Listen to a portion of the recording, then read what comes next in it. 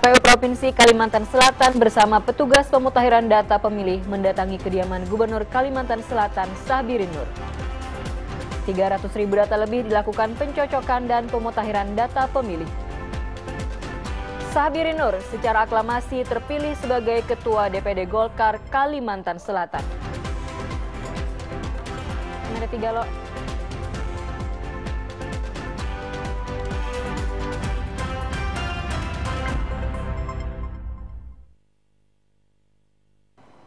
Assalamualaikum warahmatullahi wabarakatuh, selamat sore dan salam damai Banua. Selama 60 menit ke depan kami akan menghadirkan serangkaian peristiwa yang terjadi dalam Kalimantan Selatan hari ini.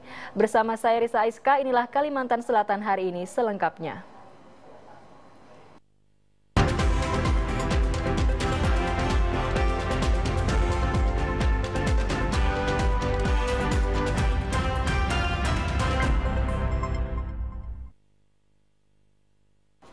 Pemirsa, kita awali informasi pertama mengenai KPU Provinsi Kalimantan Selatan bersama petugas pemutahiran data pemilih mendatangi kediaman Gubernur Kalimantan Selatan Sabiri Nur.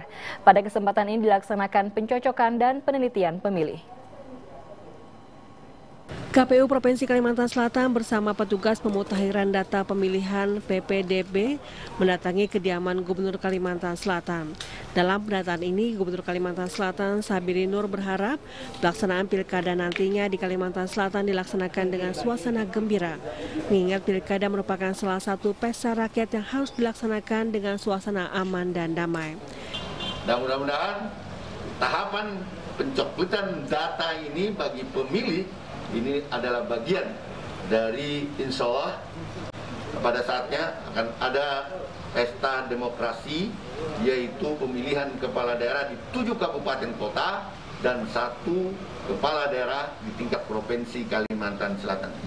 Kita berharap ini memang pesta demokrasi, demokrasi yang kita sering sebut dengan pesta ini kita harapkan memberikan kegembiraan bagi rakyat pada saat pelaksanaannya.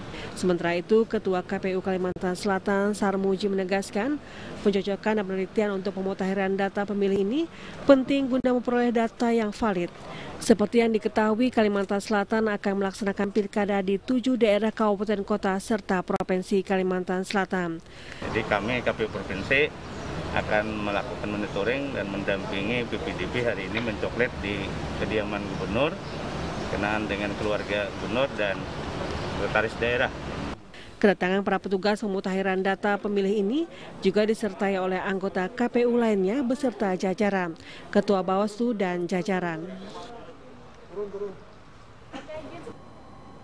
Pemirsa, sebanyak 300.000 lebih data yang dilakukan pencocokan dan penelitian atau coklit dalam pemutahiran data pemilih pada Pilkada 2020 akan dimulai hari ini. Kegiatan coklit dari rumah ke rumah ini dilakukan KPU Kota Banjarmasin untuk memastikan warga terdaftar sebagai pemilih.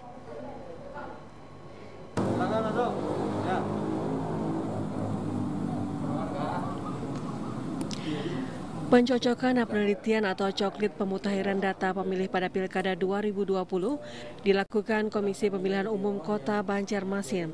Kegiatan coklit dari rumah ke rumah ini untuk memastikan warga terdaftar sebagai pemilih.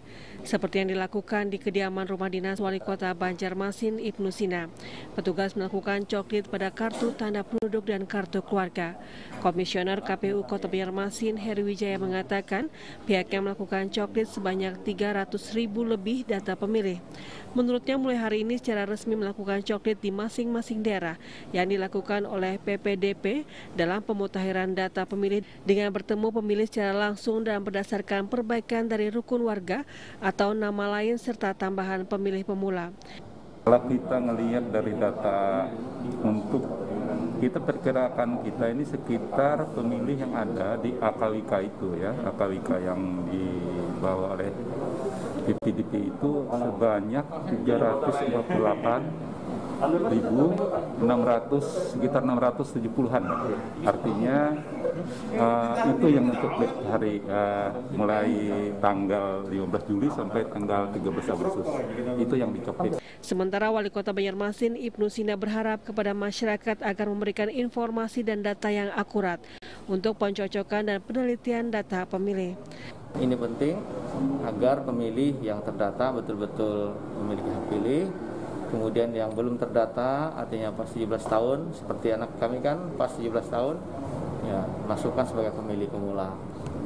Nah, kami berharap Bapak dan Ibu seluruh warga kota, dari tanggal 15 Juli ini nanti petugas akan mendatangi rumah-rumah pian, pastikan memberikan informasi dan data yang valid, siapkan KTP dan kartu keluarga untuk pencocokan di data pemilih. Selanjutnya kegiatan coklit dilakukan mulai hari ini hingga tanggal 13 Agustus 2020 untuk memastikan data warga terdaftar sebagai pemilih. Beralih ke informasi selanjutnya, pemirsa, Musyawarah Daerah ke-10 DPD Partai Golkar Kalimantan Selatan kembali memilih dan menetapkan Paman Birin sebagai Ketua DPD Partai Golkar Kalsel 2020-2025. Kabir Nur terpilih secara aklamasi setelah laporan pertanggungjawabannya diterima oleh semua pengurus DPD Partai Golkar Kabupaten dan Kota. Selanjutnya DPD Kabupaten dan Kota serta ormas didirikan dan mendirikan Partai Golkar Kalimantan Selatan melalui perwakilan masing-masing menyatakan dukungan agar Paman Birin kembali memimpin DPD Partai Golkar Kalimantan Selatan. Musda yang berjalan lancar ini akhirnya langsung menetapkan Paman Birin sebagai ketua terpilih. Melalui pimpinan sidang yang juga Wakil Ketua Umum DPP Partai Golkar Aji Samsudin, akhirnya musda ditutup dengan penyerahan panji-panji partai kepada ketua terpilih. Kita terpilih sebagai ketua DPD Golkar yang kedua kalinya secara aklamasi. Tentu saja ini adalah sebuah amanah, ini adalah sebuah tanggung jawab yang besar yang harus dilaksanakan. Di ujung akhirnya adalah untuk kepentingan rakyat Kalimantan Selatan. Kita ingin keberadaan Partai Golkar ini benar-benar dirasakan oleh rakyat kita. Ya, itu yang penting.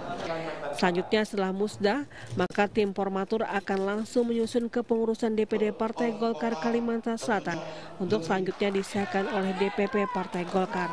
Musda ini selanjutnya akan diikuti DPD Partai Golkar Kabupaten dan Kota dengan agenda yang sama, pemilihan ketua.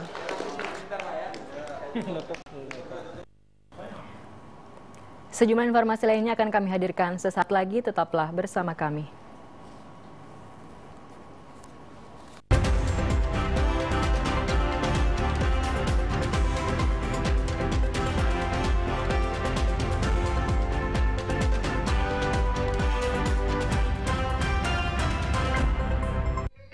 Matahari terbit menyambut pagi di Lok Baintan di tepian Sungai Martapura. Penduduk sekitar memulai aktivitasnya. Salah satu kegiatan yang menonjol adalah pasar terapung. Pasar tradisional ini sudah ada sejak zaman Kesultanan Banjar. Puluhan perahu nampak berkumpul memulai aktivitas menjual, membeli, atau menukarkan hasil buminya. Rasa optimis dan semangat masyarakat terpancar dan berbaur, menyiratkan inilah wujud kebersamaan. Pasar tradisional, urat nadi ekonomi rakyat.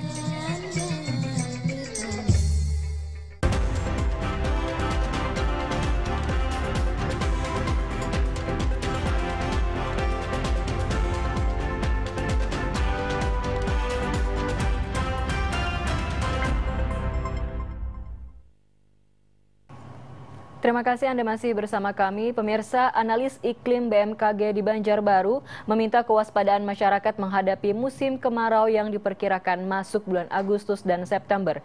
Namun demikian, diperkirakan musim kemarau kali ini masih akan terjadi hujan intensitas rendah. Dari perakiraan iklim di Provinsi Kalimantan Selatan, musim kemarau akan terjadi pada bulan Agustus hingga awal Oktober. Untuk itu, analis iklim BMKG Stasiun Klimatologi di Banjarbaru, M. Arif Rahman, meminta kewaspadaan semua pihak terkait adanya kemungkinan kebakaran hutan dan lahan di Kalimantan Selatan. Namun demikian, dikatakan Arif Rahman, kemarau tahun ini diperkirakan masih ada terjadi hujan meski dalam intensitas rendah. Agustus dan September memang secara klimatologis itu adalah puncaknya musim kemarau di wilayah Kalimantan Selatan. Dan khusus tahun 2020 ini curah hujannya sedikit lebih tinggi dibandingkan dengan normalnya, sehingga kemungkinan ada penurunan curah hujan di Agustus dan September, tidak sekering seperti pengalaman kita di 2015 yang memang diikuti oleh fenomena El Nino yang paling kuat, sehingga curah hujannya tidak akan kering di tahun 2015 tersebut. Jadi curah hujan di bulan Agustus dan September untuk tahun ini dalam artian tidak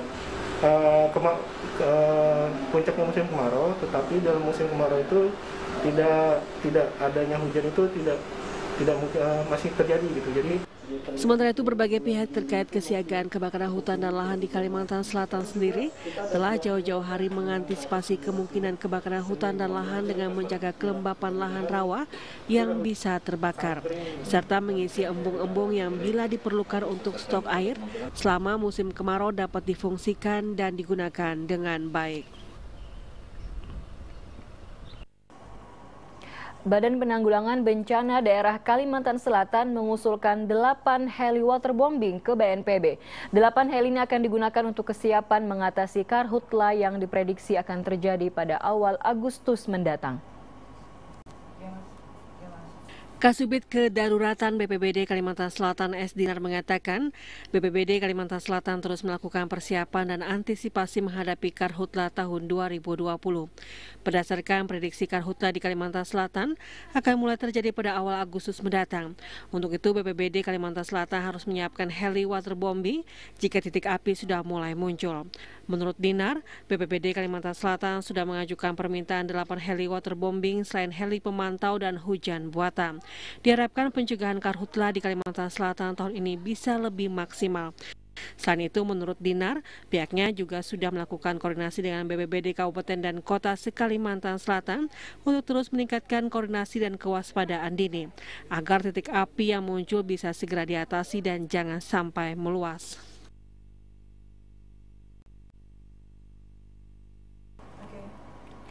Dialog Kalimantan Selatan akan kami hadirkan sesaat lagi, tetaplah bersama kami.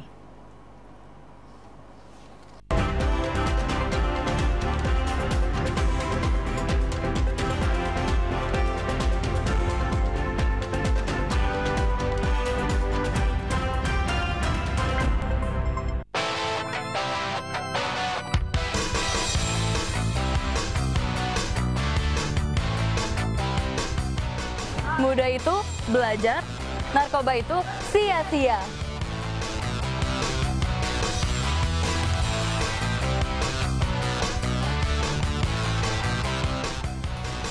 Berkarya tanpa narkoba.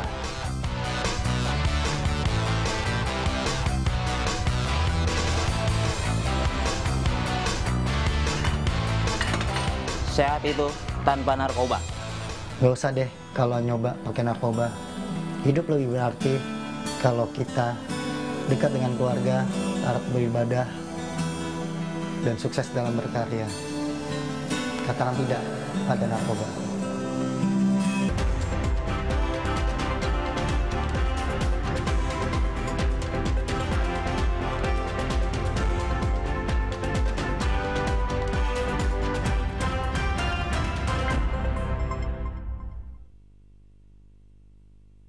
Terima kasih Anda masih bersama kami di Kalimantan Selatan hari ini. Pemirsa, dalam setiap tahunnya pada musim kemarau, Kalimantan Selatan sangat rawan terhadap kebakaran hutan. Hal ini tentunya sangat mengganggu aktivitas masyarakat dan mengakibatkan terganggunya kesehatan masyarakat akibat polusi yang ditimbulkan. Lalu bagaimana kesiapan pemerintah Provinsi Kalimantan Selatan dalam menghadapi kebakaran hutan lahan? Telah hadir bersama kami di studio Bapak Kasubit Kedaruratan BPBD Kalsel, Bapak S. Dinar. Assalamualaikum Bapak, selamat sore. Waalaikumsalam warahmatullahi wabarakatuh. Bagaimana kabarnya Pak sore ini Pak? Alhamdulillah baik, walaupun hujan merintik. Betul, Banjarmasin hari ini diguyur hujan ya Pak. Kita harus tetap optimis dalam menjalankan tugas perintah negara, perintah daerah. Siap. Hari ini Banjarmasin diguyur hujan Pak. Ya. Tapi diprediksikan bahwa awal Agustus sampai September nanti akan terjadi musim kemarau sudah akan masuk Pak. Betul. Lalu bagaimana Pak kesiapan Pemprov Kalsel? Karena sudah menjadi langganan Pak setiap tahunnya bahwa provinsi kita ini terjadi kebakaran hutan dan lahan. Bagaimana kesiapannya Pak? Oke, baik Mbak Reza. Sebelumnya selamat sore pemirsa TPRI dimanapun di Provinsi Kalimantan Selatan, bahwa Kalimantan Selatan statusnya sekarang dalam siaga darurat penanganan kebakaran hutan dan lahan.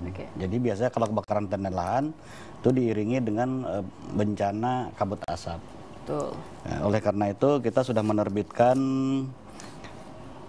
status siaga darurat nomor 047 tanggal 29 Juni 2020 yang berlaku pada tanggal 1 Juli 2020 sampai dengan 30 November 2020. Jadi selama 5 bulan. 5 bulan penanganan siaga darurat, dan mungkin tanggap daruratnya nanti akan kita siapkan pada tanggal 1 Agustus sampai dengan 30 November 2020. Berarti sebentar lagi ya Pak ya, sekitar 2 minggu lagi. Mungkin kita jeda dulu lah, nanti kita selesaikan dulu masalah COVID, masalah ini ya, nanti kita diberkati Allah Ta'ala nih dengan berbagai macam musibah. Betul. Selain COVID belum selesai, banjir dan juga nanti karhutlanya. Mudah-mudahan kita semua bersinergi lah untuk menangani masalah ini. Artinya kesiapan pemerintah provinsi dalam hal ini BPBD itu sudah sejauh mana, sudah berapa persen kalau boleh kita presentasikan Pak?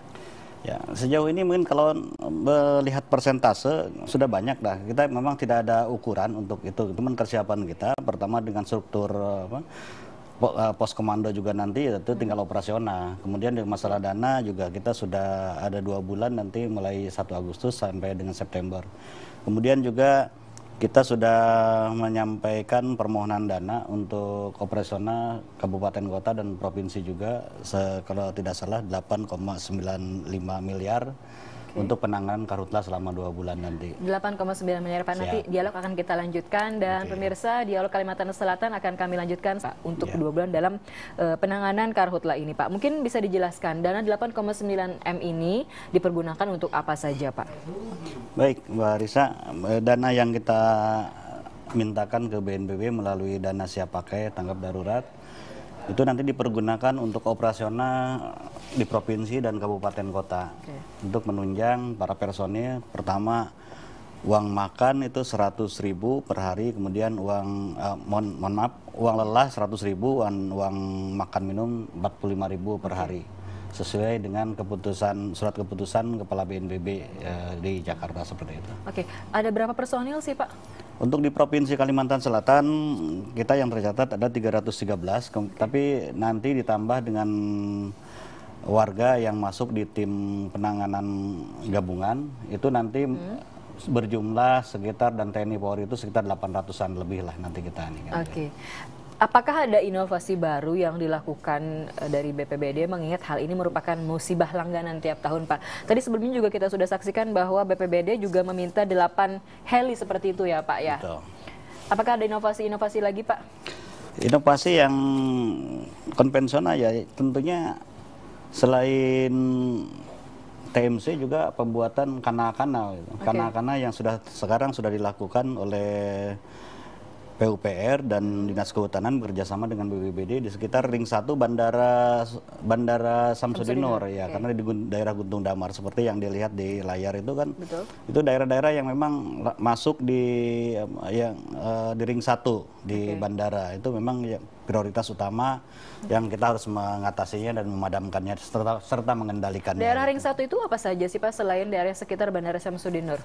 Di sekitar Liang Anggang, kemudian juga di Martapura Barat dan sekitarnya. Sekitar Liang Anggang itu kan ada Banjarbaru Barat, Banjarbaru Utara, sekitar Banjarbaru itu ya. Biasanya setelah terjadi kebakaran hutan akan disusul dengan bencana kabut asap. Lalu bagaimana kesiapan dari BPBD sendiri untuk bisa menyikapi dan bisa setidaknya mengurangi lah dari polusinya Pak?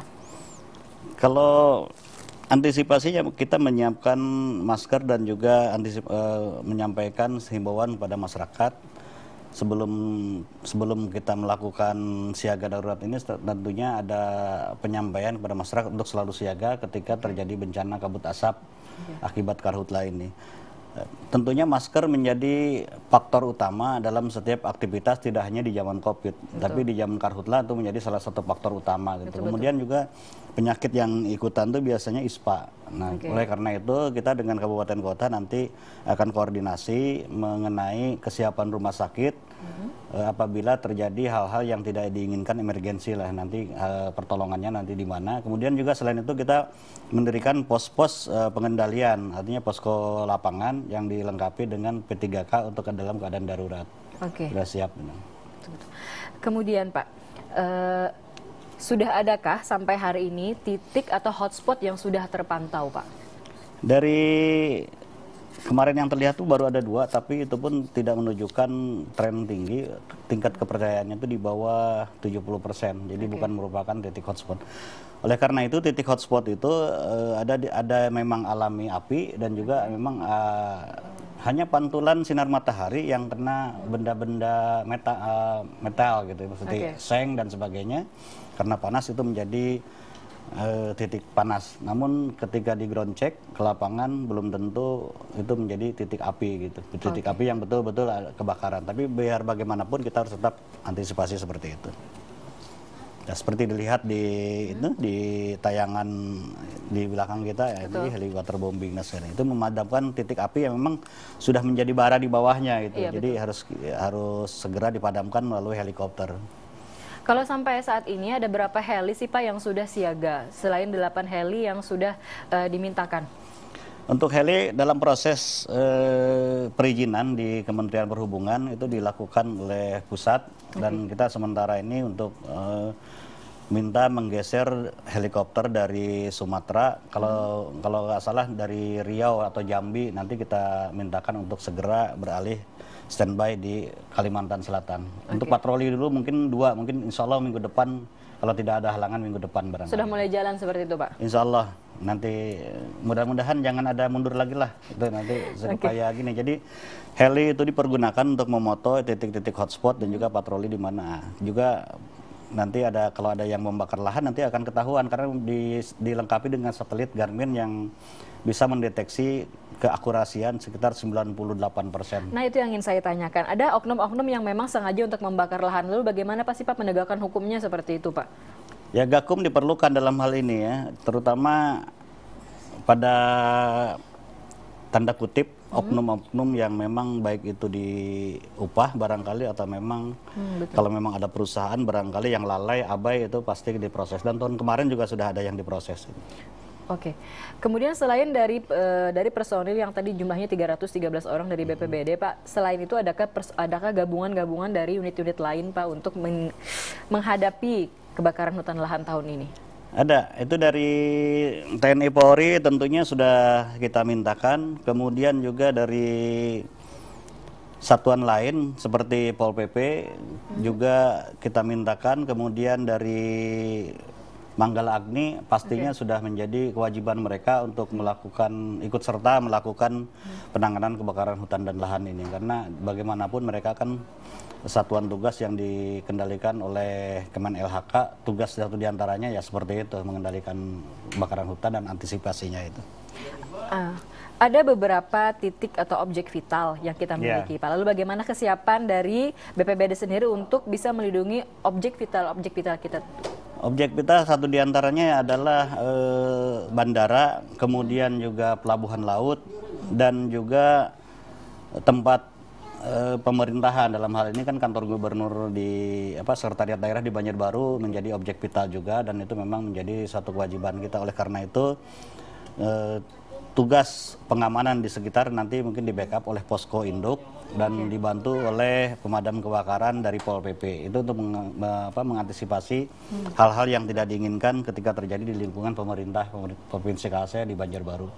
Kemudian bandara tentunya menjadi perhatian khusus juga karena frekuensi penerbangan udara tentu terganggu dan tidaknya mungkin nanti dengan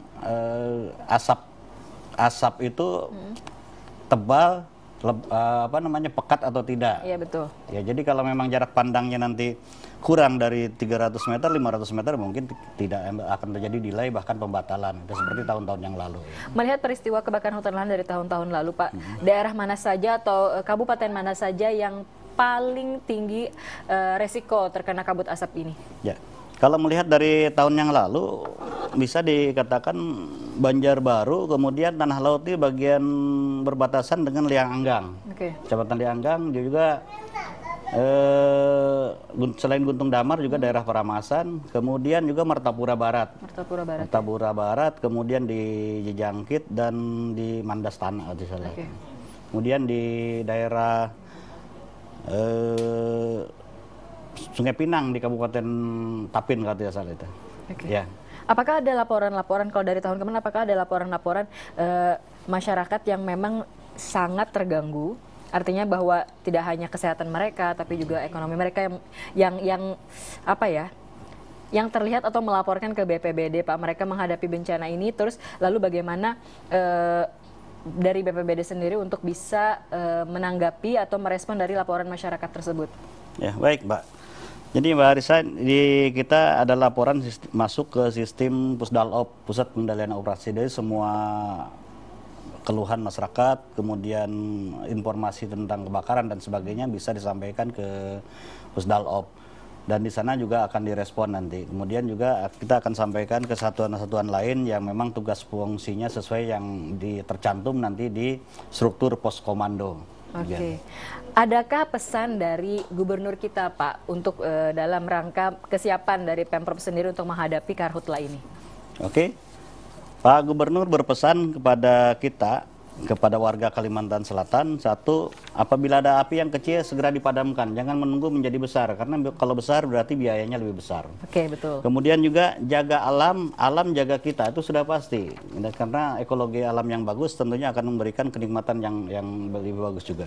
Juga beliau berpesan juga, haragu Banua Kalimantan Selatan, gesan anak cucu kita kemudian hari. Saya kira demikian yang disampaikan beliau. Oke, terima kasih Bapak Dinar atas hadir di studio kami. Semangat Pak untuk bertugas walaupun selalu siap, selalu semangat.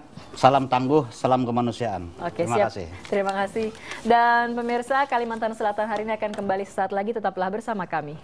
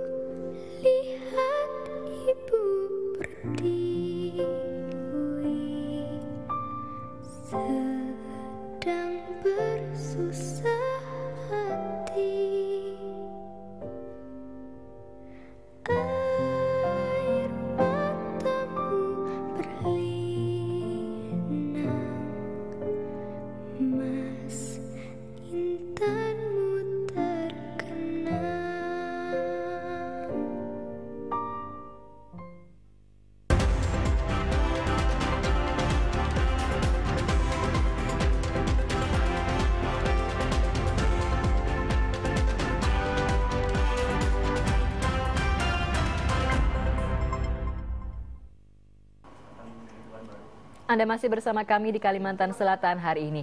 Pemirsa, salah satu target besar DPD Partai Golkar Kalimantan Selatan untuk kepengurusan baru adalah memenangkan Pilkada serentak 9 Desember 2020. Selain itu, Golkar Kalimantan Selatan juga harus mampu mempertahankan sebagai pemenang pemilu legislatif. Wakil Ketua DPP Partai Golkar Aji Samsudin saat Musda ke-10 DPD Partai Golkar Kalimantan Selatan menegaskan, pekerjaan dalam waktu dekat DPD Partai Golkar Kalimantan Selatan adalah memenangkan Pilkada serentak 9 Desember mendatang. Golkar Kalimantan Selatan ditargetkan harus mampu menangkan Pilkada di Kalimantan Selatan, yakni Pilkada Gubernur, 2 Wali Kota, dan 5 Bupati. Menurut Ajis yang juga Wakil Ketua DPR RI ini, Golkar Kalimantan Selatan juga harus mampu mempertahankan tradisi Partai Golkar menang pada setiap pemilu legislatif. Bahkan jumlah kursi juga harus terus naik. Untuk itu menurutnya Ketua terpilih Haji Sabiri Nur harus mampu melakukan konsolidasi dengan semua DPD kabupaten dan kota untuk bersama-sama bergerak membesarkan Partai Golkar. Untuk beberapa pilkada di Kalimantan Selatan, Partai Golkar sudah menyerahkan SK dukungan untuk para kandidat yang akan bertarung di pilkada kabupaten dan kota di Kalimantan Selatan tahun 2020.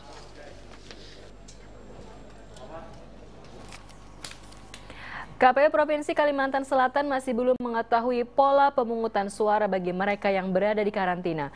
Menyusul belum adanya petunjuk dari KPU Pusat apabila pandemi COVID-19 ini masih belum berakhir di masa pemungutan suara Desember mendatang.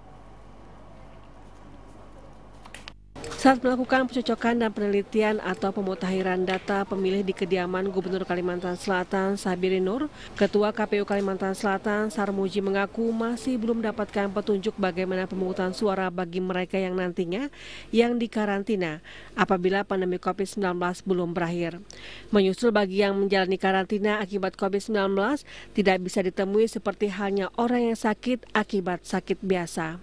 Kalau karantina kita masih lama dan kita masih koordinasi dengan KPU RI biar nanti PKPU tentang coklit pemungutan suara pengut hitung itu bagaimana nanti prosesinya terhadap mereka yang berada di rumah sakit dan kondisi seperti itu. Kan biasanya ke rumah sakit kita datangi kan, tapi kondisinya orangnya tidak bisa ditemui juga, itu kan. Nah, bagaimana proses berikutnya itu kami masih diskusikan. Ketua KPU Kalimantan Selatan Sarmuji mengaku hanya menunggu aturan yang nantinya akan diberlakukan bagi pemilih yang masih dalam masa karantina saat pemungutan suara tiba.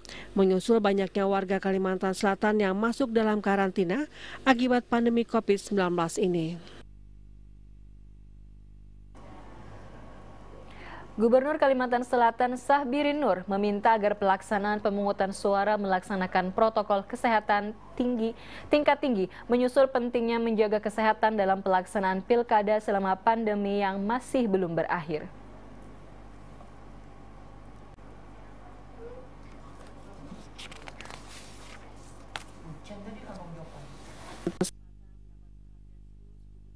Selatan Sabiri Nur. Gubernur Sabiri Nur meminta pelaksanaan pilkada dilaksanakan dengan penuh kegembiraan, namun jangan sampai mengabaikan protokol kesehatan tingkat tinggi. Warga Kalimantan Selatan diminta untuk selalu memperhatikan protokol kesehatan dalam setiap tahapan pilkada hingga hari pemungutan suara. Menyusul masih belum ditemukannya obat pandemi COVID-19 dan belum diketahui kapan akan berakhirnya. Pesan khususnya adalah karena hari ini kita dalam suasana wabah COVID-19, maka kita pastikan pada saat pelaksanaan kita harus menjaga protokol kesehatan tingkat tinggi. Saya sering katakan tingkat tinggi artinya memang benar-benar sungguh-sungguh kita jaga yang namanya protokol kesehatan. Apa saja? Masker, jaga jarak, ya kan? Jangan berkerumun. Protokol kesehatan ini penting untuk diperhatikan guna menghindari penyebaran COVID-19 terlebih saat pelaksanaan tahapan pilkada dan pemungutan suara nantinya. Petugas KPU sendiri dilengkapi APD dalam tugasnya. Hari ini kalau anggaran sudah kita siap, ya, kemudian APD juga sudah siap, jadi sebetulnya kita menunggu tahapan-tahapan saja lagi. Di tahapan pemutahiran data pemilih, kawan-kawan APD-nya sudah disiapkan kan, face, hand sanitizer, kemudian lagi sarung tangan, masker, nah, itu sudah disiapkan semua. Jadi nanti tahap berikutnya apa lagi? Nah, itulah kita ikuti. Kelengkapan APD bagi para petugas pemilu kepala daerah ini telah dibagikan ke seluruh daerah yang melaksanakan pilkada di Kalimantan Selatan.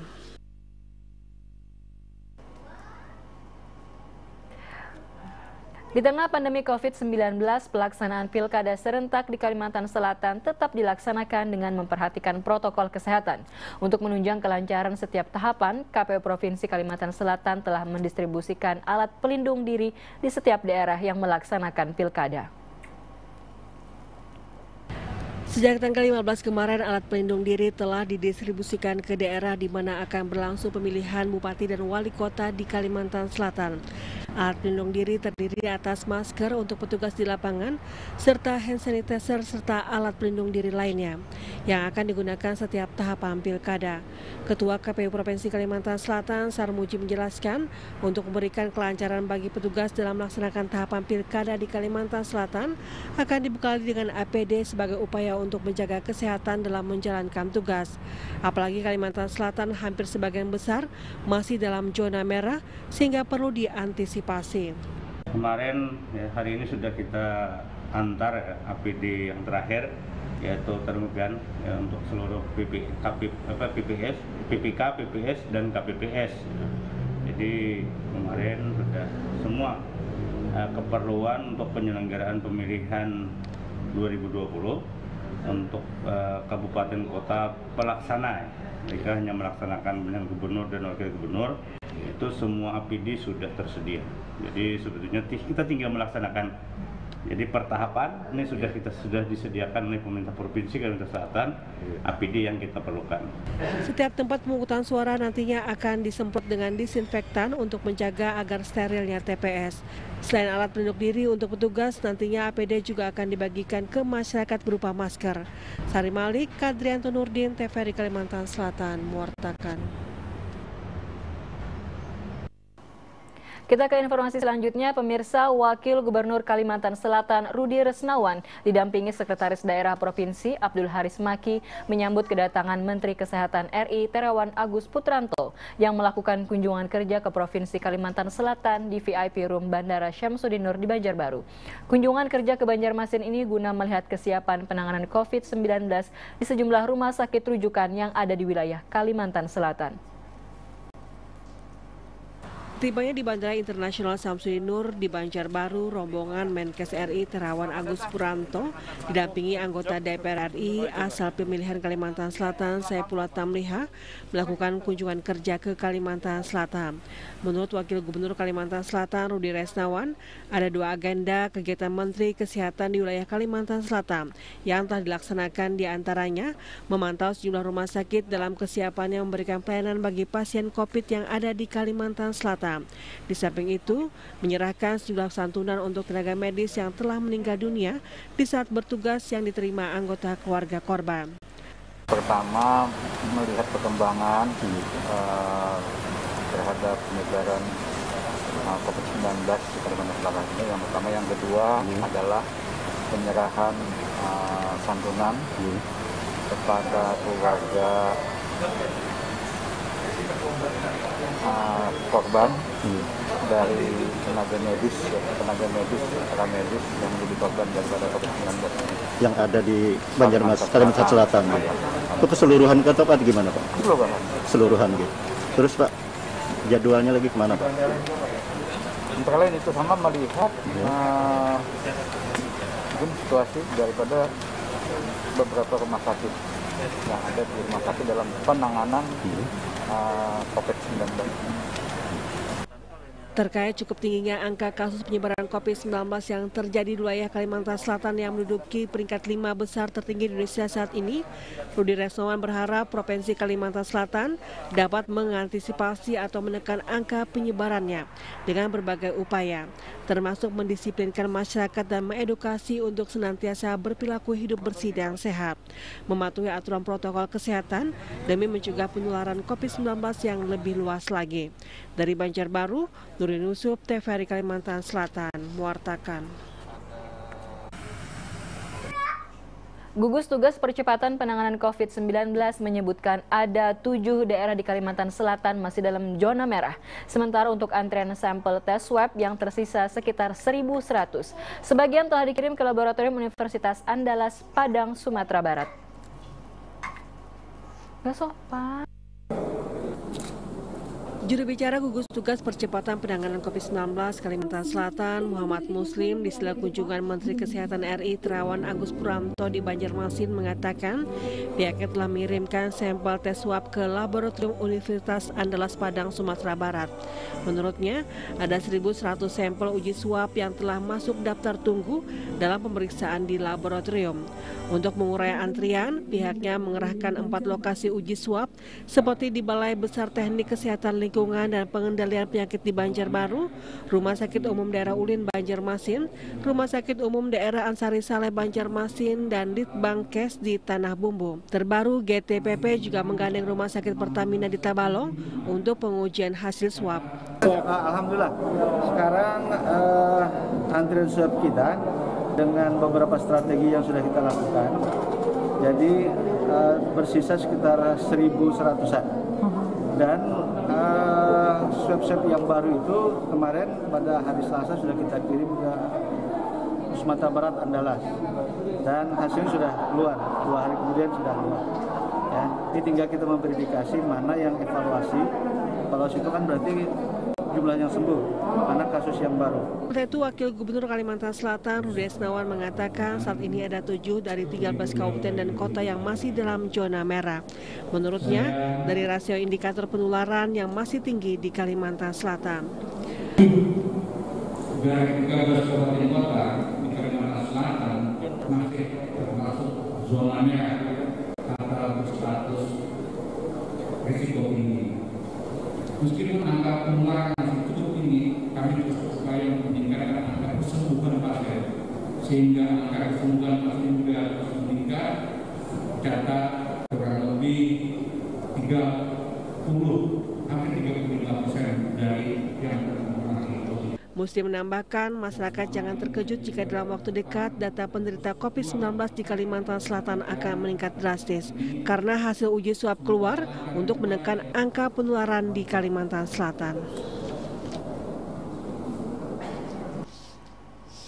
Pemirsa, berdasarkan informasi yang kami terima dari tim gugus tugas percepatan penanganan COVID-19 Kalsel hari ini, Sabtu 18 Juli 2020, jumlah kasus positif Kalsel mencapai 4.829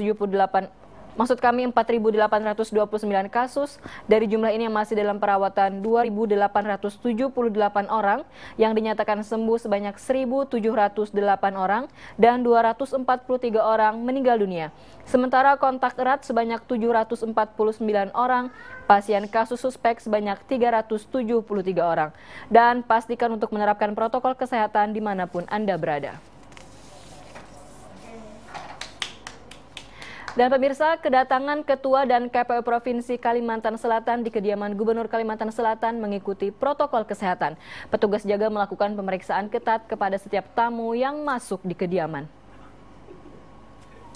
Menjaga keamanan dan kesehatan selama pandemi COVID-19, Ketua dan anggota KPU serta para petugas pemutakhiran data pemilih yang datang ke kediaman Gubernur Kalimantan Selatan Sabiri Nur mengikuti protokol kesehatan. Selain harus diperiksa suhu tubuh, semua yang datang harus cuci tangan di tempat yang sudah disediakan. Setelah itu, semua tamu juga memasuki bilik desinfektan sebagai bentuk protokol kesehatan tingkat tinggi. Protokol kesehatan ini menjadi hal penting dilaksanakan terlebih selama tahapan pilkada di masyarakat selama pandemi COVID-19 yang masih saja terjadi dan belum diketahui kapan akan berakhir. Selain Ketua dan anggota KPU, juga hadir Ketua dan anggota Bawaslu Kalimantan Selatan. Ya, menghadap sini Bu Rahmi, Bang, balik kanan ya.